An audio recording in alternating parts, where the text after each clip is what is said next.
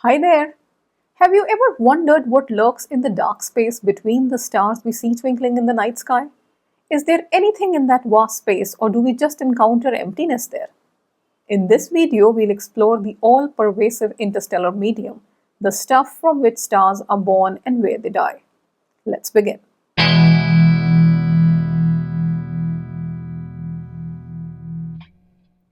The gas and dust between the stars are collectively called the interstellar medium. In some sense, the birth and evolution of stars is a cyclic process. Stars form out of the interstellar medium, and then as they evolve, much of their material may be returned to the interstellar medium in the form of stellar winds, outbursts, or explosive events such as supernovae explosions. And then the next generation of stars will be formed out of this gas, which is now enriched in heavier elements relative to the material that created the previous generation of stars. But the interstellar medium is not just important for stellar evolution, but also in describing the structure, dynamics, and evolution of galaxies in the universe. The interstellar medium impacts our observations of everything from stars to distant quasars, which makes it even more important to understand its properties. Interstellar medium is a fascinating laboratory which allows astronomers to test their understanding of the principles of astrophysics at various different levels. Let's begin by exploring the interstellar extinction. The dark band of clouds that we refer to as the Milky Way is the perfect example of the interstellar extinction. These regions appear dark because the interstellar medium here is so dense that the stars behind the intervening dust clouds are completely obscured. This obscuration is called the interstellar extinction, caused as a consequence of scattering and absorption of light from the stars. As a consequence of the interstellar extinction, the distance modulus equation needs to be modified like this, where d is the distance to the object in parsecs, lambda is the wavelength of observation, small m and capital M are the apparent and absolute magnitudes, and a lambda is the interstellar extinction measured in magnitudes. That is, a lambda greater than 0 implies the number of magnitudes of extinction present along the line of sight. As expected, for very large extinction, as in the case of the dark dust clouds at the center of the Milky Way, a star that would have been otherwise visible can no longer be detected even with a telescope. When photons from an object encounter a dust cloud, most of the shorter wavelength light is either scattered or absorbed by it. This is the same phenomena as the Rayleigh scattering, which makes the sky appear blue even though the sun emits radiations at all wavelengths. Most of the long wavelength light, that is the red light, passes through the dust cloud.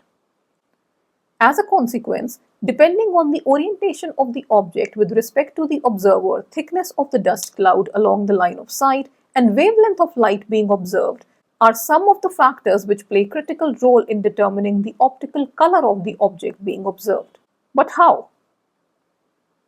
Imagine light of wavelength lambda and intensity I in enters a cloud made up of particles with cross-section sigma and width L. Let's say that this light has some intensity I out when it leaves the cloud.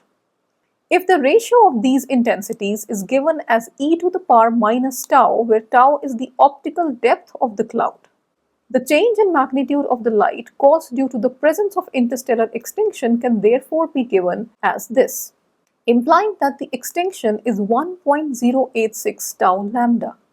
We have used the subscript lambda for tau to emphasize that extinction is a function of wavelength.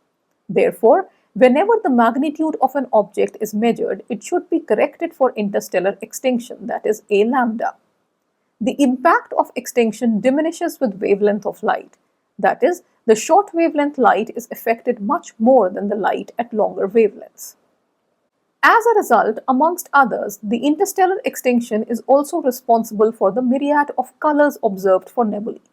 Some of these nebulae are stellar nurseries where new stars are born out of dense clouds of gas and dust. For instance, this dark nebula, famously known as the Barnard 68, is a Bok globule, a type of dark cloud characterized by large visual extinction and low temperatures of around 10 Kelvin. Observations of Bok globules indicate that they are actively forming young stars at their heart. Yet, Barnard 68 appears to be an empty region in space until we observe it at longer wavelengths, revealing stars in and behind it. The reason it appears dark is that the interstellar medium here is so dense that none of the optical photons can pass through it. On the other hand, NGC 1999 is a reflection nebula, which shines by reflecting light from a nearby star. Reflection nebulae have a bluish cast as their interstellar dust grains preferentially reflect blue light. The most well-known example of this phenomena is observed in the Pleiades star cluster, which shines blue by reflecting light from nearby massive stars. Emission nebulae are bright, diffuse clouds of ionized gas that emit their own light.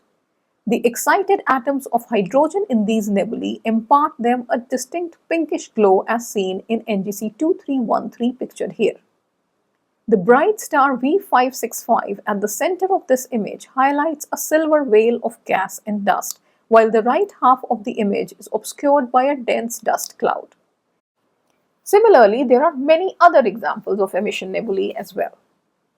This brings us to the key point that when we measure the color of an object, say B minus V, it must be corrected for interstellar extinction.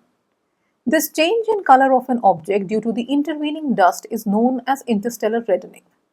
More is the extinction, higher will be the reddening.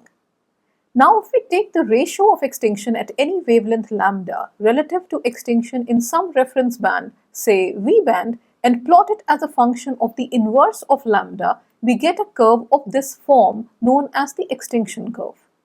Here you see extinction curves plotted along different lines of sight. Note that for longer wavelengths, the extinction increases as the wavelength becomes shorter, but the curves begin to diverge at wavelengths shorter than the blue band. The prominent bump at 2175 angstrom, that is at a wavelength of around 4.6 microns, provides clue to the composition of dust. Graphite, a well-ordered compound of carbon which forms the lead of your pencil, is known to interact strongly with light at this wavelength. The UV bump therefore suggests the dominant role of graphite particles in the interstellar medium, although astronomers are still not sure how carbon atoms organize themselves so well into large molecules in the low-density interstellar medium. Besides graphite, other large molecules called the polyaromatic hydrocarbons may also contribute to this bump. The polyaromatic hydrocarbons, or PAHs, are large molecules, and it is rather surprising that such large molecular structures not just exist but are pretty abundant in the universe. The molecular bands of many PAHs have also been observed at infrared wavelengths. The dark absorption bands around 9 and 18 microns hint at the presence of silicon in the interstellar dust as well. We know that hydrogen in its various forms as neutral hydrogen H1, ionized hydrogen H2, and molecular hydrogen is the most dominant element in the universe. Around 70% of the interstellar medium by mass is composed of hydrogen, and the remaining is mostly helium with traces of other elements and compounds forming a very small fraction. The first person to discover the dominance of hydrogen in the universe was Cecilia Payne, who, amongst others, calculated the abundance of 18 major elements in her PhD thesis in the year 1925. I dare say that it is probably one of the most remarkable PhD theses written in the field of astronomy to date. In fact, a copy of it is available online if you want to look at it. Most of the hydrogen in the interstellar medium is in the form of neutral hydrogen in the ground state. As a result, it does not produce any emission lines. It is also uncommon to observe it in absorption because ultraviolet wavelength photons are required to lift the electrons out of the ground state. However, space-based observatories have now managed to observe absorption lines from some cold hydrogen clouds where strong ultraviolet sources lie behind the clouds. The dominance of hydrogen is observed in the diffuse interstellar medium by detecting the unique 21 cm line. This line is produced when the lone electron in a hydrogen atom changes its spin. Both electrons and protons possess an intrinsic spin angular momentum as denoted by the spin quantum number assuming values of +½ or -½ When the spins of electron and proton in an atom align with each other, the atom has slightly more energy relative to when the spins are opposite to each other. As a result, when the electron flips from being aligned to anti-aligned state, energy is lost from the atom. The wavelength of the photon thus emitted is 21.1 centimeter, corresponding to a frequency of 1420 MHz. Spontaneous emission of a photon from a hydrogen atom is an extremely rare event and can take millions of years before an excited hydrogen atom returns to the ground state spontaneously. Collision with other atoms causing de-excitation is also rare due to the extremely low density of the interstellar medium, and this can take hundreds of years. Yet, we observe the 21 centimeter line because of the dominance of hydrogen in the universe. The existence of this 21 centimeter radiation was first predicted in the year 1940, 11 years before it was actually detected.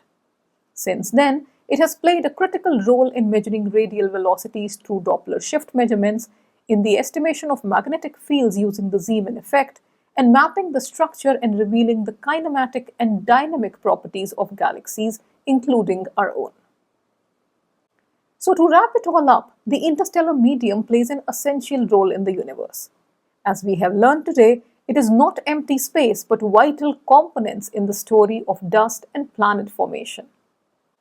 Understanding the interaction between these clouds made up of dust and gas helps us appreciate the bigger picture of cosmic evolution and complex processes that shape our universe. And now it is your turn. I want to hear your thoughts. Have you ever looked up at the night sky and wondered what's out there? Please drop your comments below, and if you enjoyed this video, do not forget to check out our other videos on astronomy for more incredible insights into our universe. Thanks for watching. I'll see you next week. Until then, take care.